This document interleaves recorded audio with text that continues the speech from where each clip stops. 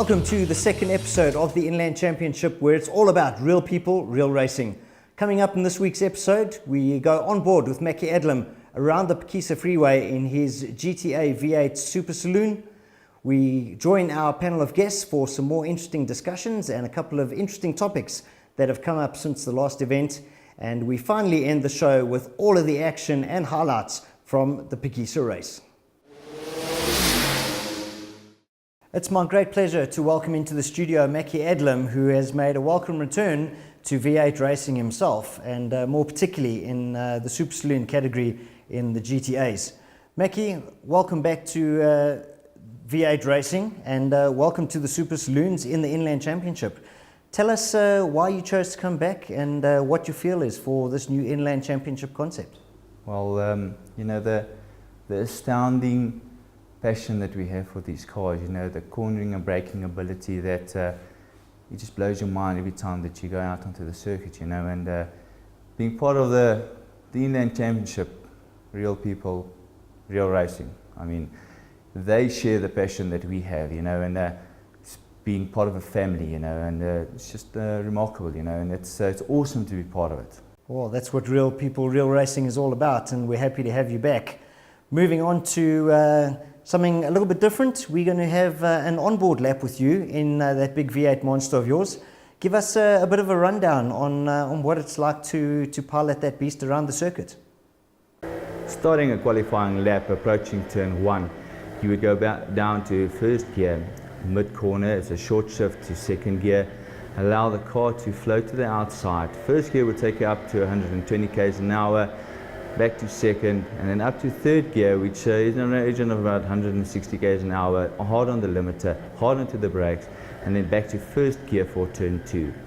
Exit of turn 2, we go to second gear, hard onto the rev limiter, third gear, and you keep it in third gear, leading up to the boot, turn 3. Mid-corner, turn 3, it's a short shift to second to settle the car, allow the car to float to the outside, and keep it into second gear. Back to first gear for turn 3, early apex, let the car float to the outside. Hard on accelerator, 7,000 RPM second, third gear, and keep it into third, on the brakes, shift to second, early apex, allow the car to flow, keep it settled, hard onto the accelerator, 7,000, third gear up to 7,000 RPM, and then fourth gear, final drive, approaching 240 k's an hour into the bend, short lift, flat out onto the gas, and then third gear, short shift back, hard onto the accelerator into the turn 7, back second, first gear, early apex, allow the car to flow, change to second, and you will keep it into second gear, 140 k's an hour, approaching the last turn 8, and that is a lap around Phakisa Freeway. The Inland Championship has certainly sparked a lot of interest after our first event, and that momentum certainly seemed to carry through to round 2 at Phakisa, with a number of new faces coming into the mix as well. Joining us today, obviously our normal studio guests, Mr. Stuart McClarty, Mr. Michael Broom, and Justin Robertson. We'd like to discuss a few issues and a few topics relating to the racing that we've had recently, and a couple of developments that are going to be coming up during the course of the season as well. Stuart, to you first of all, maybe let's move on to a general question first. What kind of feedback have you guys been getting from after the first event, through the first show, and the actual first race meeting of the year that we had at Sportcorps Raceway? Stuart? Well, I think the ultimate compliment, I happened to be with Mark and Peter Dutoy during the course of the week, and Mark said it was one of the better marketing episodes he'd seen for a long time. Backing that up, there's competitors from other formulas actually asking what it is to join the Inland Championships. So we couldn't wish for better than that. Mark, feedback that you've got from the BMW guys and other people in the paddock? I think the biggest thing is what we wanted to achieve of showing what real people, real racing is about, we've done. Where people see that it is normal people like everybody else that are involved in motorsport as a bit of fun on the weekend. And we've got the marketing side and the administration side very slick, very professional as well. So it comes across quite professional. but it's still open to anyone to get involved. I think that's a very good thing. Justin, obviously you're very involved, not only from a racing perspective yourself, but obviously as a sponsor, and obviously from a business perspective. What are your thoughts on how things have been going so far? The feedback we've been getting has been very positive. The nice thing that we're trying to do is introduce new people to the sport, get people to understand what we're doing, let them understand what's involved in the whole sport. Once they go from there, they can decide what level they want to compete in. So that's the nice thing with introducing people into it, and I think that's what's working with the Inland Championship, is that people can get involved from any level that suits them. I'm going to raise another point now, which might be interesting, because we lost a local circuit in the form of Kyalami a short while ago. Obviously, we all know there's been a lot of refurbishment and upgrades to the circuit, and we know it is starting to look absolutely amazing. The rumour mill has it that we won't be racing there this year. Obviously, the rumour mill isn't always accurate. Can you guys maybe give us more insight as to what you've heard so far? I made a point of having a chat with Dennis Klopper today, and I actually asked him if I had his say to repeat with our discussion. Dennis assures me that every effort is being made to host the Super Saloons, the regional championships at Kyalami this year. Everybody wants to be a professional on Kyalami and what's not going to happen, and talk it down as much as they can. I think there's a very good chance that all of the local, all of the regional motorsport will be at Kyalami this year. And we obviously certainly look forward to the opportunity that we will have at some stage to race on Kyalami. So until then, we're going to go to a short break, and we'll be back with the racing action from Phakisa.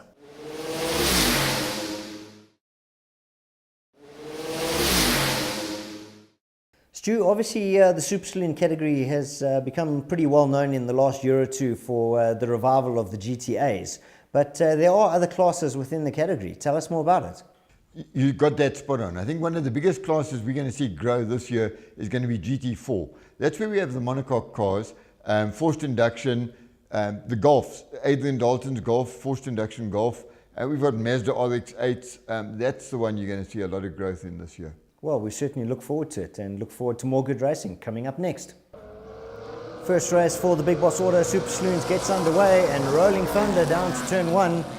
Into turn one they go. Morganwood grabs the lead. Mackie Edlin alongside Franco de Matteo there, but being on the outside, he's got to try and stay there to line himself up for the next corner, which is exactly what he does. Dives down the inside of de Matteo. Sierfari trying to follow through there, Stu. Yeah, well, Mackie got the jump into that turn, and you could see Sierf was trying to follow him into it. Franco closing up behind Mackie at this point. And Ben getting away from them early on here from the look of it. Franco desperately trying to get up the inside of Mackie once again, and into the sweep he's got it. Right, he certainly does, and a little bit of a tussle there further back as well between Willie Hepburn and young Cockerham. You've got young Amos Cochran there in the Corvette. I see it's got its new colours on it, that's nice. So we've got a Hoosier sponsored car in the field as well. Oh, Mackie running wide there and just losing the back end and into the wall. Sad sights that indeed, and the car looks quite damaged from front to back. Oh, that's never pretty. Red flags are going to come out for this one. Yeah, it wasn't part of the plan. Put two wheels on the dirt, gassed it too early, and it all fell apart and hit the inside Armco barrier. Well, hopefully they can get their car repaired for the second race, but back to the restart here, and guys running a little bit wide there already. They need to be careful. We've just seen what's happened to Mackie though, but back into the lead goes Ben Morganwood, and Franco de Matteo now in that second spot. Sierfari not too far behind, and behind them we have Terry Wolford. Young Wolford's got the bit between the teeth. He's on his way, certainly quicker than he was in the first part of the event. Yeah, certainly is, and Terry's had his fair share of bad luck. Let's hope that things hold together for him. And it's nice to see Devon out with the Corvette. You know, they had a bit of bad luck getting to the circuit. Young Jody showing one of the GTAs into the sweep. Yeah, Phakisa himself. Yep, Jody Viana on his home circuit, showing Steve Herbst the line through that corner and making it look rather easy. Sierfari busy challenging Franco de Matteo there. He had to back off before the corner. not going to get past Franco on the outside line, not too easily in any case. Ben back out in front, followed by Franco, CF. Terry not too far behind them either. Then a little bit of a break further back with the rest of the field still trying to catch up to the leaders. Yeah, Ben certainly got a bit of a gap on them this time. Interesting to see how it develops over the laps. Yeah, it certainly will be. He seems to have got a bit of an early jump here. He's got the clear air ahead of him, so easy enough to do. But I think the rest of them were busy fighting it out for position and actually holding each other up a little bit. And Ben said thank you very much, and he's checked out already. And is just going about the business of trying to build that lead over his arch rival Franco. Don't think Franco will give it up. He's got a point to prove, and he'll want to get back as soon as he can. Oh, absolutely. Franco definitely no slouch in the seat. And as you say, won't be giving up easily. There, a nice shot of the new Hoosier colours of young Amos Cockram Jr. And a nice shot there of Adrian Dalton as well. Adrian joining the series as a newcomer this year, although very experienced in his own right, and that Golf of his is super quick. It's a turbo Golf running in GT4, and he's sort of come to Super Saloons and enjoying it like you can't believe. No, he certainly is, and certainly adding a nice mix and a flavour to the field as well. And Amos and Willie having a great time. Willie's our GT2 competitor, and you can see there he's mixing it with Amos. In fact, he's got ahead of Amos now. Indeed he has, but it looks like Amos might have some problems there. He slowed quite dramatically coming out of Coca-Cola there, and unfortunately that might be the end of his race. No such worries though for the men behind. Franco and Matteo still trying to play catch up there with Ben Morgenroot. It actually looks like Sef's getting closer to Franco. This could be interesting. Certainly is. Just watching Ben just guide the line through the corner, back end stepping out a little bit. Oh, Franco very wide through the corner. Sef says thank you very much, and Franco into the pits. That's the reason he went wide. He's got problems, as does Cockram Jr. So the guy's falling out here, left, right and centre. And there's Gerard Free coming through, one of our GT3 cars, and Devon Robinson with Jody on the inside of him. That's not what Devon was expecting. No, definitely not. I know the car not quite up to spec yet, and they were battling with some of the setup and preparation. Unfortunately, they had a bit of an accident with the trailer on the way to the circuit as well, which I think has just unsettled everyone's nerves. But admirable that he's out there and he's still having some fun and getting used to the new car. And there's a good one now. Sef has picked up second place. He's inherited second overall. So there's Ben out front and Sef there. And this is the last lap now, so Ben just going about the business of keeping the lead. Checkered flag comes out, Ben takes the win. Sef crossing a line there in second position. In the last corner before the start, we had 3 cars start racing before the corner. And they came down here and really were racing, full mode racing by the time they reached the line. Because that obviously is an obvious jump start. In our rules, nobody's allowed to pass the leader. But if the leader has jumped away like that, it really is a jump start on his part. We give them a 30-second penalty automatically for doing that. But at the end of the race, they were actually so far ahead that the 30-second penalty did no harm to the results. It didn't change any results whatsoever.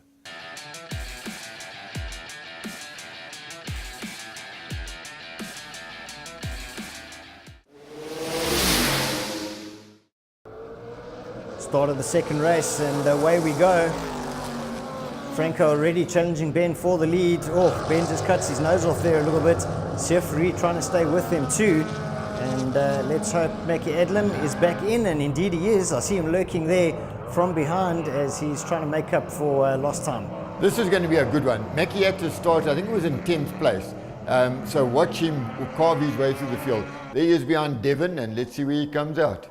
Well, he's already got past Devon and Steve Herbst, and now chasing down Willie Hepburn and young Amos Cockram Jr. That car of his certainly does look good in the new colours. Oh, Terry losing the back end there, and into the dirt he goes. Terry throwing away an opportunity there, but no such worries for the 2 men out in front. Ben currently leading this one, Franco hot on his heels, and you can see Franco is determined to make up for that DNF in the first race. Isn't it just so good to see those V8 cars leave black marks as they come off the turns? Absolutely awesome stuff. And just look at the flames spewing out the side of Mackie's car there as he's pushing his car to the limit to find a way past the wily veteran Willie Hepburn.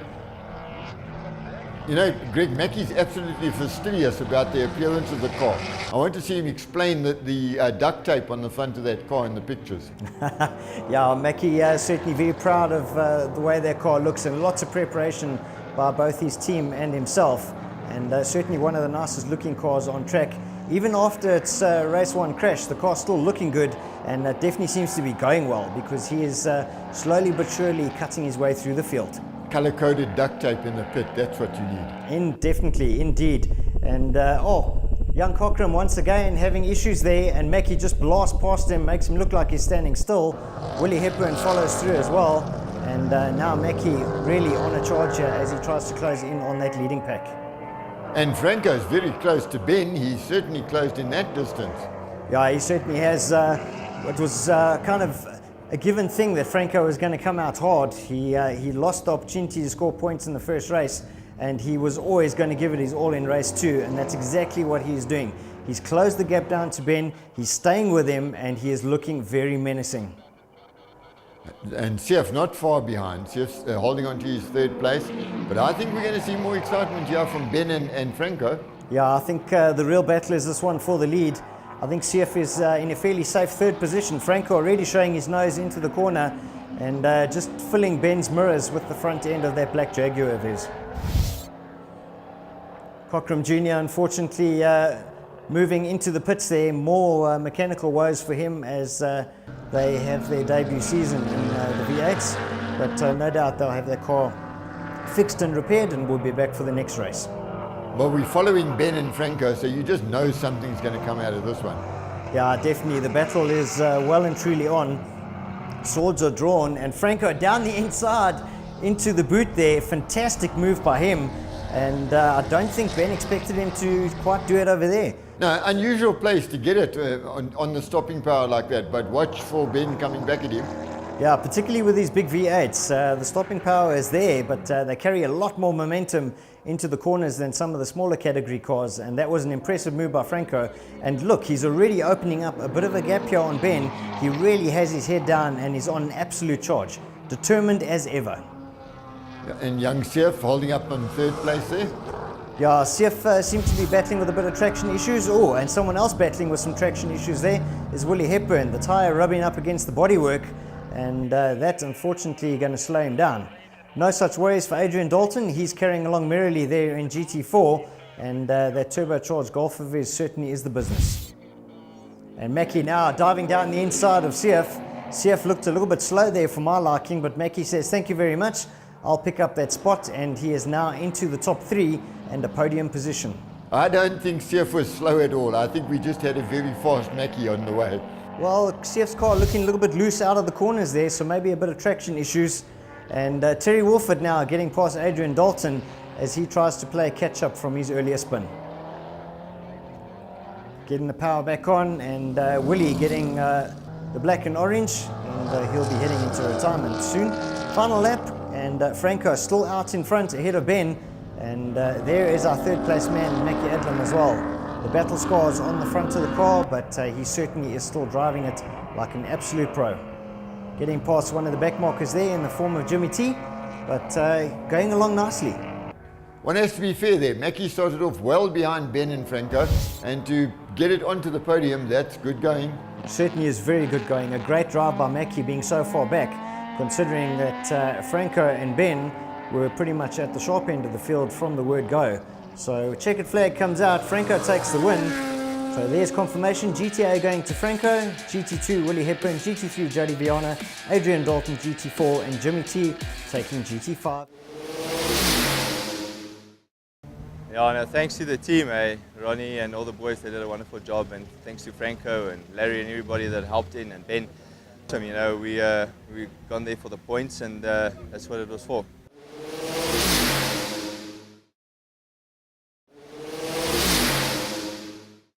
Michael, before we move on to the BMW footage from their two races, obviously the series is made up of different classes with different elements. Can you give the viewers a bit more detail on that?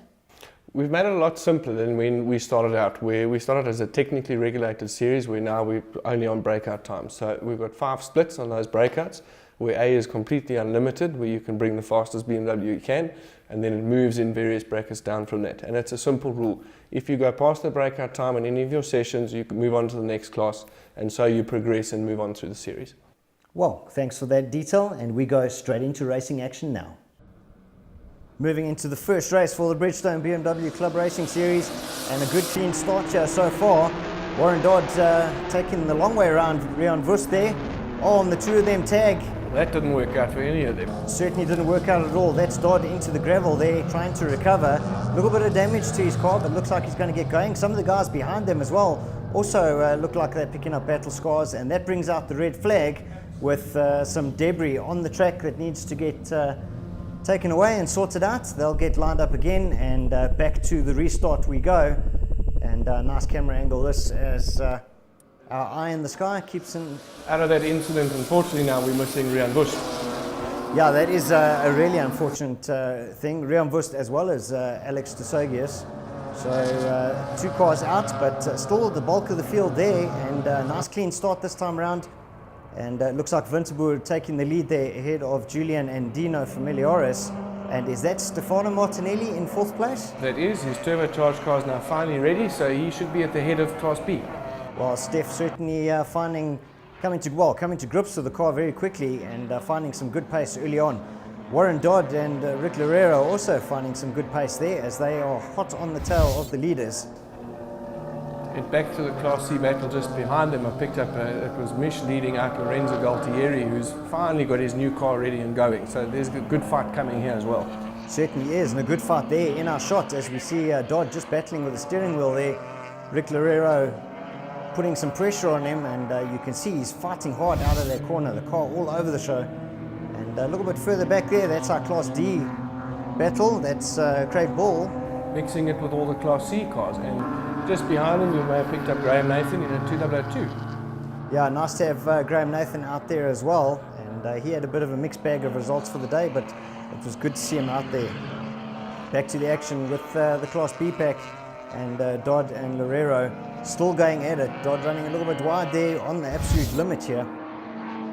Here's Bevan Mayer making a move on Trevor Long, who's in fact a class higher than him. Let's see if he can make it stick. It's very, very dirty on the outside there. Trevor's flirting with danger a little bit. Both got through fine, that's great. Yeah, they certainly did. Looked like Jan Everstein trying to have a look up the inside of Trevor Long there as well. So Trevor might be losing another spot if he's not too careful. But back to the action at the sharp end, and looks like Stefano Martinelli's got a problem, and pulling to the wayside there with a steering problem apparently. That puts Warren Dodd in the lead of Class B now.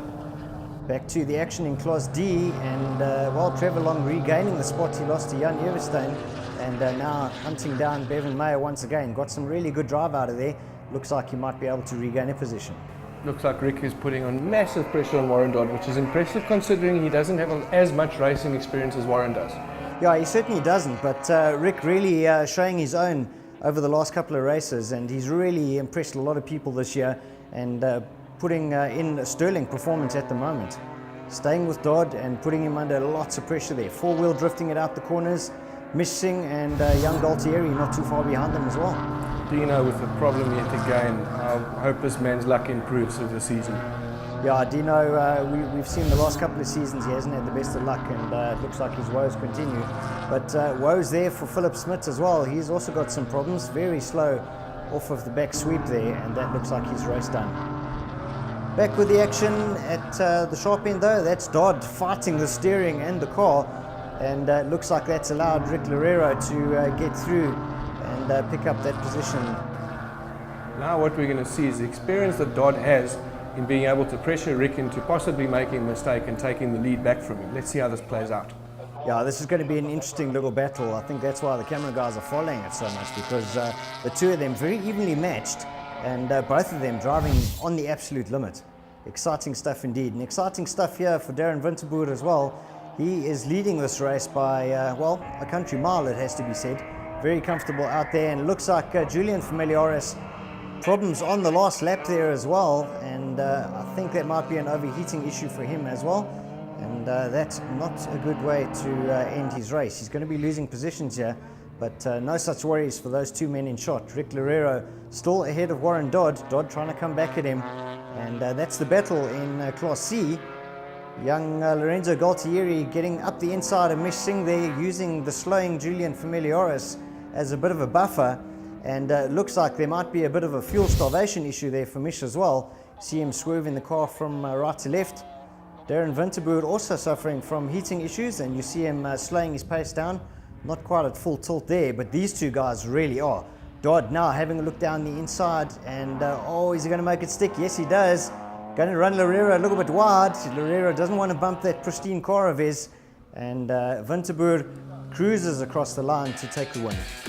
So confirmation there, Darren Winterboer taking Class A, Warren Dodd Class B, Lorenzo Galtieri Class C, and Craig Ball in Class D. At the first start, we got in a bit of a three-way tussle in turn one. I almost thought I was going to land on my roof, but magically, everything fell in my favor. And after the restart, I had a good go with Rick, best race of my life, and I managed to just get him at the second last corner. So I'm actually very happy with how that went. Second race about to get underway, and a reverse grid by Klaas here sees Dino Familiaris out in front ahead of Julian and Winterboer. The rest of the pack in tow, and looks like Warren Dodd's got one of his demon starts again, and has managed to get to the sharp end of the field in his class as well. Closely being followed though by Steph Martinelli and Rick Loureiro, and a little bit behind them we see Michelle Singh trying to make up positions there on teammate Andreas Meyer, and the guys behind him. Oh, Jimmy T, a little bit out of shape there, managed to get it back under control fairly quickly, but an interesting start to the second race. The story of this race though is Rian Bush starting from the back of the pack. He's really got to be in his bonnet now. I think he's made already 10 places in the first three corners. Let's see how he goes. Yeah, it's certainly going to be interesting to see how Rian does. He really was unfortunate not to be able to finish that first race, and it's going to be interesting to see. Oh, a little bit of a touch there, I think, between Dino and Darren Winterboer, and the two of them going at each other early on. That puts Julian now into the lead. While they were busy sorting out their mess, he took the open door and went through. Yeah, Julian says thank you very much, and takes the lead almost immediately there, opening up a nice little gap on the two men chasing him. And look at Steph Martinelli right there with them as well, and getting away from Loureiro and Dodd. Dodd seems to be battling with a little bit of pace in the early stages here. He's going to have to pull his socks up and try to get back onto the back end of that Jägermeister machine. Class C battle resuming here between Galtieri and Singh. So hopefully there's enough fuel in that E30 now that they can have another good dice. Yeah, it certainly looks like the dice is underway, and is going to be very interesting early on. Winterboer, no such problems though. Oh, car a little bit unsettled through that corner, but he carries on merrily. The battle further back in Class D sees Craig Ball leading out ahead of Bevan Mayer, who loses the back end in front of the rest of the field, and Alex de Sogas and Jan Everstein getting through. So he lost 2 positions in that, and Dino now fending off the attack of Steph Martinelli. Steph going around the outside there on the dirty side of the track and makes it stick. Look at Rian here, he's already up to third in Class B. Sorry, make that second as he tries to make a pass on Rick. As he gets through, he's got a little bit more horsepower in that car. I think into the boot there, he's going to have the right line to hold that pace. Yeah, he certainly will. Just really impressive to see him so far up the field early on, and impressive to see Martinelli here as well, as he gets past Julian, who seems to have some issues once again. That's slotting him now into second place overall. Very impressive drive here by Martinelli. He's only just getting used to the additional turbocharged power, and looks like Dino's got problems once again. Rick Loureiro diving up the inside there to pick up a position, and a little bit further behind them we've got young Lorenzo and Alex de Sogas from the look of it. And finally we see Willie Erasmus featuring in the BMW race. That is going to be a young man to watch. Certainly is. He didn't have great luck at the first event of the year, but definitely running much more promising this time around. Mark Grobler having to make way there for Craig Ball. And Darren Winterboer now back in shot. Just looking at the front end of the car, looks like he might have a bit of an issue with the front splitter. It seems to have folded under a little bit. Doesn't seem to be slowing his pace though. Class C battle is raging. Jimmy T leading out Andreas Meyer, followed by Philip Smith and Willie Erasmus. This is going to be good. certainly is. Great to see Philip Smith back in action as well, and nice to see him sorting their car out. And as you said, the new boy, Willie Erasmus, in his speed and sound entry, really looking the business and mixing it with the regulars. Look at what's going on in the front here. Martinelli is right on the back of Winterwood. Now, is that Winterwood having overheating issues, or is that Martinelli driving the hell out of that car? I think a bit of both. I think Martinelli definitely driving the socks off of the car, but I think Winterwood possibly having some overheating issues once again, and Dino Familiaris once again having issues as well. Buddy, time to take the turbo out the car, I think. Yeah, I think go back to normally aspirated, get some reliability, and start from scratch. And just look at that, Martinelli in the lead. He takes the lead ahead of Winterboer, and he is not going to look back from this one, that's for sure. He smells the blood in the water, and he's going to have that head down. Warren Dodd is now making up a position back on Galtieri, so he seems to... Oh, hold on, hold it, hold it, oh, hold it, come on, Warren, hold! Oh, we've got a new Drift King in the BMW series. Well, great bit of driving there by Warren Dodd. That was impressive car control, something Graham Nathan could have been proud of. Not many guys would be able to bring that back, and Dodd did very well. Well saved, young man. And lost only one position. Indeed. Last lap of the race, and Winterboer seems to have closed up Martinelli once again. So whatever the issues are, they seem to be sorting themselves out. But the battle for Erasmus is also still raging, as he's now got past Philip Smith and is chasing down Jimmy T.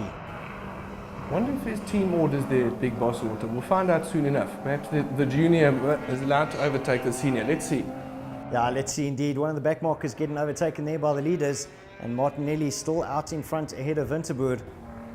And there's Rian Wust already up into fourth. Indeed. And with half a lap to go to possibly make a podium if he can get past Julian.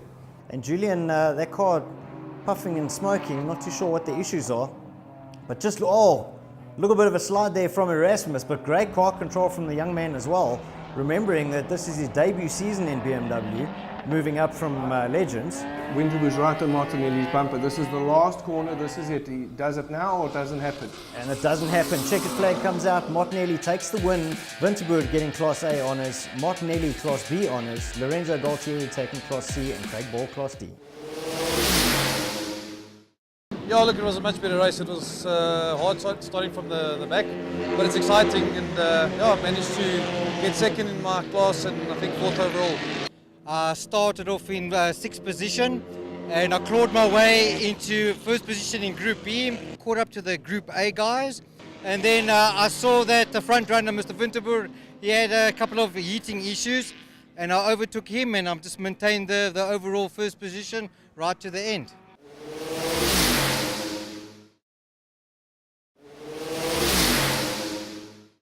Justin, the Onyx Legends Championship is obviously an internationally renowned category.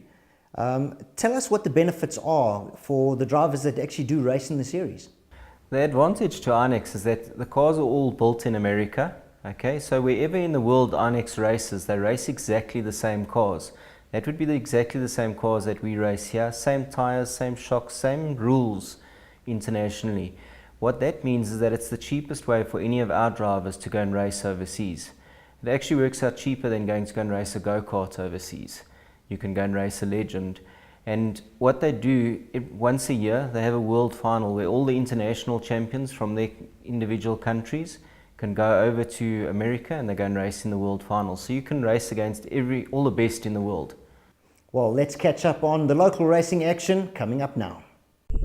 First race of the Onyx Legends, and down into turn 1 we go already, and a big charge as they jostle for position, and Givan Marburg taking the lead there ahead of Keegan Vessels and Monet Stolz in the pink car there in 3rd position, but he's already been hounded by the rest of the field as they start coming through.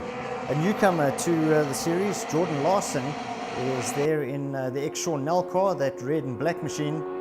And he's going around the outside of Monet Stolz by the looks of it. Yep. Go up at Monet. And he's nice and full going into the back of the sweep. Fred else leading the guys out, and there comes one of the Marburgs. Yeah, and big guns there to hang the outside of that corner by Larson, particularly as a relative newcomer to the series and still familiarising himself with the car. So it just shows that the young man at least has some talent there to be in the top 6 at this early stage. But Devon already starting to break away from the rest of the field, and it looks like Clinton Bezuidenhout up into second position from the back of the grid already. So an incredible drive there in the early stages from Bezuidenhout to get up that far. The field is still quite mixed up in the middle. There's a lot of guys in and out because of the draw with everybody mixed up. The guys are moving through quite quickly. Certainly are, and talking about quickly, there's Bezuidenhout challenging for the lead. Devon says, no such luck to you, young man, I'm going to close the door. And he lives to tell the tale for another corner. So Devon still holding the lead, but Bezuidenhout all over the back end of his car. And we haven't seen this kind of driving from the youngster in a long time. And just look at that, dives down the inside of Marburg to take the lead. Marburg's going to try to come back at him straight away, and a real tussle for the lead there. Nice to see the new Max Track colours there of Lonica Martins and Anton Repsold, and the two of them having a nice run in the top 10 as well. Again, Devon and Clinton back into the back of the sweep. The two of them very close right through, slipstreaming one another and diving in between one another into the corners. Devon diving up the inside there, trying to find a way through, running Clinton a little bit wide, but Clinton's got the line for the next corner, and some interesting racing for the battle there. A little bit further back, we've got Lonica Martins chasing Justin Robertson, and Just, you certainly were kept busy in that race. Yeah, that was a nice busy one. A nice mix of drivers in the class, and it's actually been quite exciting racing. Nice to see the young talent also starting to take on the masters in the category, and the guys that have got a lot of experience, and they are just learning from the masters themselves indeed. And Llewellyn Marburg very wide through there, and that's not going to help his position at all. And Clinton being forced a little bit wide there possibly, but coming back strong, and Devon and Clinton side by side through the corner. The youngsters definitely stand to learn a lot from the guys in the field, because when you've got somebody to chase and to follow, it makes it a lot easier. Chef sliding the car through the corner there as he gets chased down as well. So Sefi in third position at the moment. And Devon runs a little bit wide, collects the car nicely, and is able to slot in back behind the current race leader.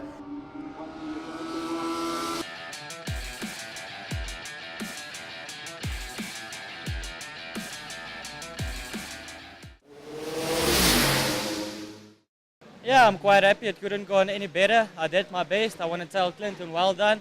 He drove extremely well. He came to back of the pack. I started second, and he beat me fair and square. Well done to him. Yeah, we struggled a little bit yesterday in practice, but then today I checked the cars on pace, so I'm happy with it. I got myself stuck in a little bit of a gap where the front guys had a nice slipstream and I had nobody to slipstream on, and in this track it makes a big difference. So the guys behind could catch on and get past. So hopefully next heat we get into a pack and get going with the guys. Yeah, first heat I followed Justin. I got been in traffic for about 3 laps. I could catch up to Justin, and then we had a hang of a big battle. And almost caught Jordan Larson, but the pace was just too extreme. They were too fast, yeah. And the second race of the day gets underway with the reverse grid.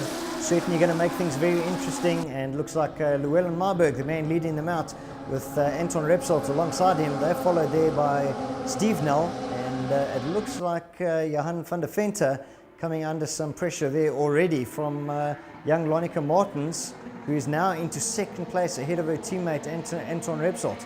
So Lonica on an early charge here, as are a number of other competitors. Llewellyn's dropped back, and it looks like we have got a new leader coming up very shortly, and a new second place or third place man there in the form of Clinton Bezuidenhout already. So Bezuidenhout up to third place and going to be challenging for second, no doubt, as well. And Repsold runs a little bit wide, unfortunately. That's going to drop him back in the pack, and he's not going to be too chuffed about that. But no such worries for this lead pack. Bezuidenhout's grabbed the lead ahead of Devon Marburg. He's got up there very quickly as well, and Lonica slotting into third position. Llewellyn Marburg unfortunately dropping back a little bit more as the rest of the pack start closing in on him. Seif is closing the gap on them as well. The first 3 have got away a little bit, and Seif is going to close them down quite quickly, I think. Yeah, he certainly is. I think there might be Sean Null behind him as well, and then recovered Repsold with Keegan Vessels and the rest of the pack in tow. So interesting happenings here early on, and Devon goes to the lead now as he gets past Clinton around the outside heading into the sweep. Impressive move that, And both these drivers have proved in the previous race that they are more than capable of some very ballsy maneuvers through there. Oh, bit of an incident there between Larson and Repsol. And Repsol not looking too happy with that at all, and unfortunately spinning himself out in the process and losing yet another position. Jordan Larson took a big dive up the inside and straight into the side of Anton, so he wasn't a very happy guy. Yeah, you could see the front fender missing there, so obviously a bit of contact there from Larson, and Repsol not happy at all. But two men who are very happy are the two in shot, because Divan Marburg leading out here, and Bezuidenhout making a slight little error there, which has cost him some ground. So he's got to get back on the gas and start chasing the race leader. All the meanwhile, he's got Lonica and Sief on his tail. Sief has closed up to Lonica. There he is going in on the inside down the back straight. The slipstreaming makes a big difference on this track. So wherever the guys can, they slipstream as much as possible in these cars. Yeah, they definitely do. Slipstreaming, bump drafting, however you want to term it. The guys use that to great effect here at Phakisa, and that back straight, one of the most favorite places to do it, and then more so through the sweep as well. Challenge for the lead here by Bezuidenhout, and through he goes. So another change up for the lead, and the lead positions changing left, right and centre here, really on the edge, ragged stuff here. You see Marburg clipping the apex of the corner there as he tries to use every piece of the circuit and that much more. He's got to stay as close as he can so that he gets the slip down the next straight. There, Marburg makes a dive up the inside and now gets ahead of Clinton again. And that being the final lap, we're on the final lap here, and only a couple more corners left, and the two of them are still side by side fighting it out, hammer and tongs for the lead. Behind them we see Seferi in that third spot, but Lonica is all over the back of his car. She's not making it easy for him. Further back there we've got Davi Nell, we've got Shail Nell. Oh, and Shail has a bit of a moment there coming out the corner, runs wide, comes right in front of the rest of the pack, luckily not being collected there, and looks like he'll get back up and running. But there is a decisive move as Bezuidenhout grabs the lead heading into the sweep there, and both of them four-wheel drifting it through there, as does Sief and Lonica. Everyone on the absolute limit. That is the battle for third, as well as the leaders are side by side coming into the last corner. And who is going to get the win here? It is an all-out dive for the line. Bezuidenhout just gets it by a nose.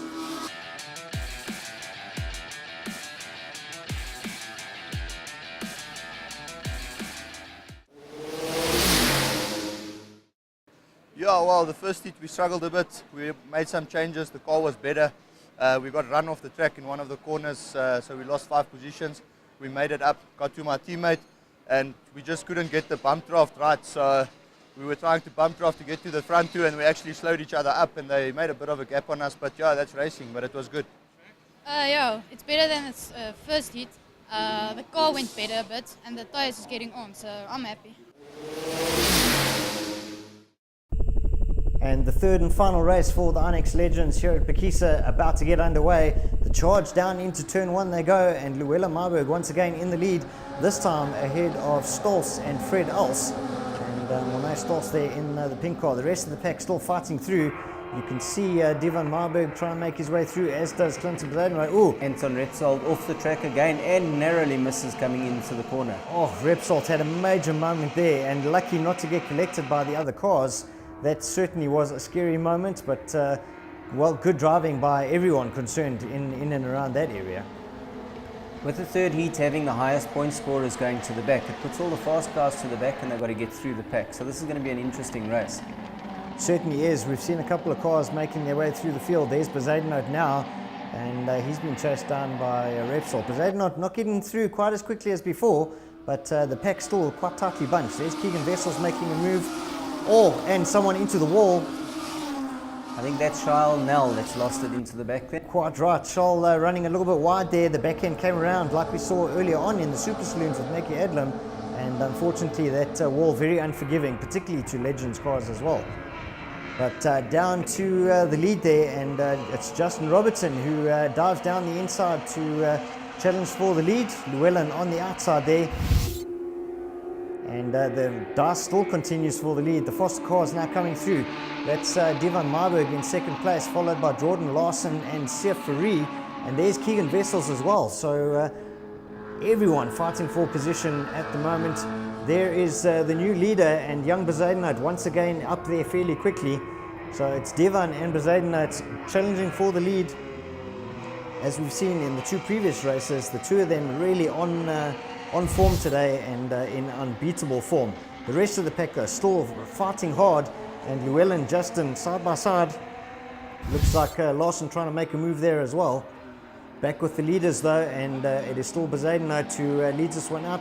Slight bit of lock up there from him, and that's going to allow Devon to get right up there. Oh, bit of a collision there and contact between Larson and Justin Robertson, and Larson seemed to just run into the side of Justin there. Justin, your view? Well, left him some space and he didn't want to make use of it, so he rather wanted to ride into the car, riding me off the track. So lost a couple of positions there, but we'll have to make it back in the racing. Well, that's exactly what is happening now as the guys are making it up. There is car number 7, and that's Sean Nell with the big red 7 on the side. He's also making up positions here, and Llewellyn on the absolute edge as he tries to hold on to the positions that he's lost in the early stages here. Going very defensive as our race leader. There's a bit of debris in the middle of the track there as well that they had to get round, but Devon's got the inside line. Bezuidenhout going to try the outside here. Very ballsy move on the dirty part of the circuit, and he makes it stick. Oh, gets the tail end out. Devon's got the inside line for the next corner though, so he regains the lead. But what a maneuver there from both of them. Outside lines, inside lines, and Sief with the best seat in the house as he watches the action ahead of him. Checkered flag's going to come out, and Devon gets the final win of the day ahead of Bezuidenhout.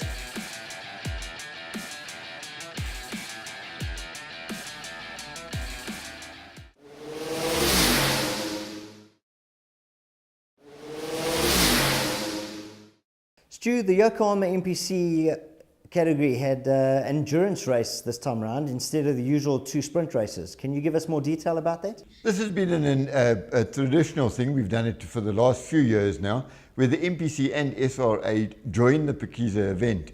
The actual endurance race has been going for 44 years. We just joined it, and instead of having 2 heats on the day, we make it into one long event. Well, let's catch up on the local racing action coming up now. And the start of the final race of the day, the endurance race, with a couple of guest drivers in the mix there in the SRAs, some of the Shelbys coming out to play, and nice to see the MPC field charging down into turn 1 behind these sports cars, and Dirk Lawrence taking the lead there in the MPC category. Andre Delanga alongside Adrian Dalton there in the second place battle for MPCs. Well, look at Dirk. He's out to prove a point, chasing down the Shelbys, and we've got a Chevron up there as well. Quite right, the Chevron in the mix as well, making things interesting. And this a little bit further back, that's Kevin Miller in that Ford Icon of his, and he's ahead of one of the Shelbys. That's actually Kaylin Miller. It's his daughter. She's driving the car in the endurance race. And Paul van Niekerk there, and you've got Donnie Dazel on the inside. Yeah, so Donnie trying to get down the inside of one of the Shelbys, and Kaylin doing a sterling job in that Ford Icon. She really is driving the socks off of that thing. Looks like she locked up brakes a little bit there, but she's through the corner cleanly, and no worries. Looks like Donnie Dazel now challenging Paul van Niekerk, and the two of them having some side-by-side action. In that mix, we've got Kobus van Rooyen, our SRA competitor, and that's Fritz Kleinhans. He's leading out the SRA division. So Fritz being chased down there by Adrian Dalton, and nice to see the mix of cars in this category keeping things interesting. Well, we've got Shelbys, we've got saloon cars, we've got a Chevron. Matt Nash is there with his car as well. Yeah, certainly great. Oh, problems there for Dirk Lawrence, and I see what looks to be bits of engine flying out all over. So it looks like a major engine failure there for him. Very uncharacteristic for that car, and a real pity that he's out of this race. And then we've got Paul van Niekerk leading out the Golf. This is an interesting one. We've got Kaylin Miller on the outside. It's actually my car on the inside, my Jack Daniels Conquest, and we're having a spot of fun through the sweep. Close side-by-side action there by yourself and Kaylin Miller, and both of you showing respect and earning it with each other there as well. Stu, you getting past Kaylin to pick up a spot there, and now chasing down some of the quicker cars. But that being said, Kaylin comes back at you almost immediately. And she didn't give up at all. We circulated like that for a good few laps. Nice to see that the young lady certainly giving the old dog a bit of a run for his money, eh? Yeah, it was an exciting one. We chose a funny way of starting. In fact, there's one of the pit stops. Just a view of some of the refueling that takes place in the endurance race, and the car just getting started up there. It was nice to see Charmaine lending a hand there. As I was saying, we chose a different tactic for the endurance.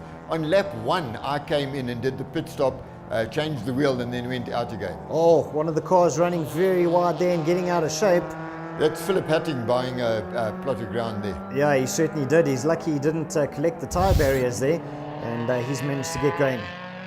Kalen continues to drive the socks off of that Icon, and Mr. McClarty in tow. And just look behind them as Paul van Niekerk and Donnie Daisel are now closing in. Oh, Paul running a little bit wide there and losing a position to Donnie from the look of it. What a nice aerial sight of the circuit. That certainly is a great shot of the circuit.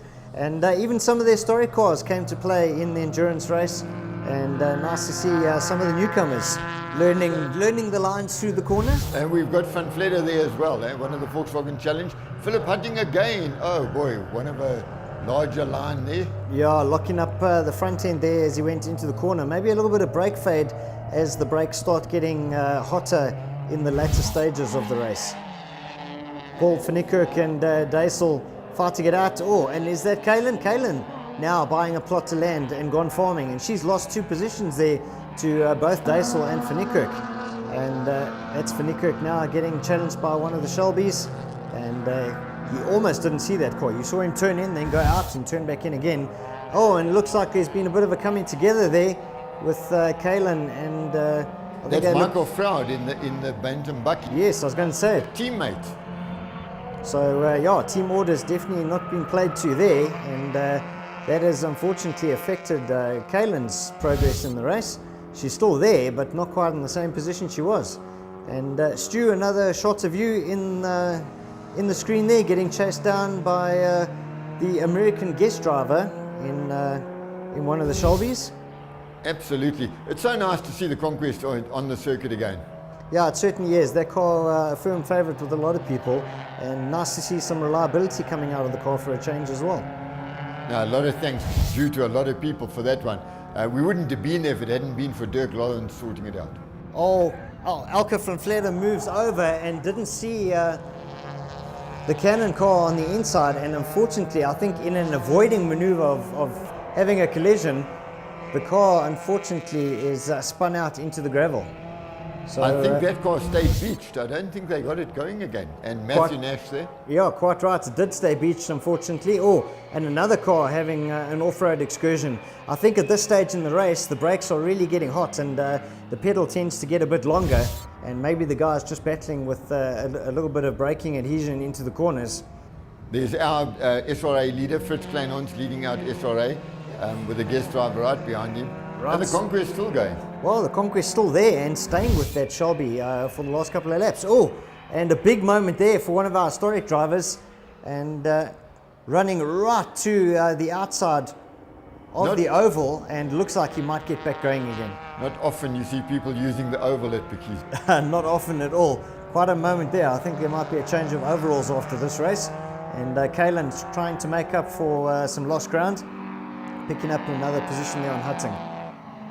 Van Vletter still going strong, and nice lines there. The 60-minute board comes out.